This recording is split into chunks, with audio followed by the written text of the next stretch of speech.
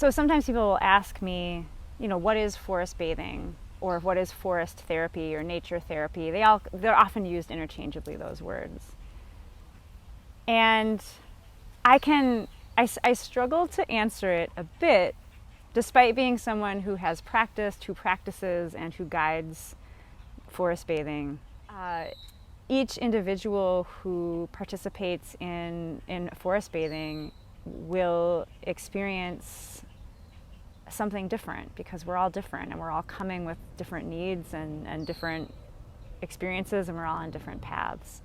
And the practice, what I can say is that the practice is supportive of all of that. It's an open space. Invitations are offered. Those sound like opportunities to engage with the land in different ways.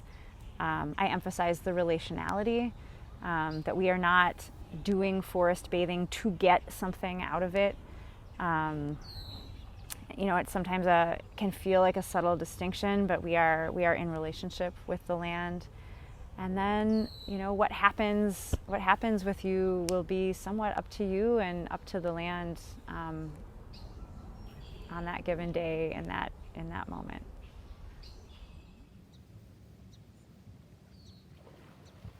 An early experience I had forest bathing, I was kind of wandering through a park, and there was a clump of white pine trees that I just felt sort of called to enter.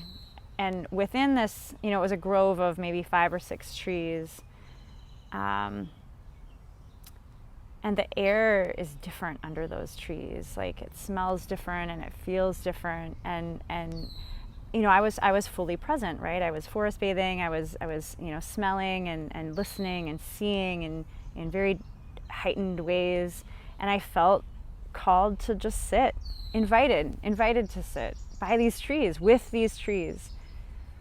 And the overall feeling that I got from that was one of welcome and just extreme generosity, that these trees were inviting me to be with them.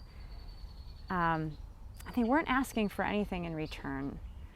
I didn't have to prove myself in any way.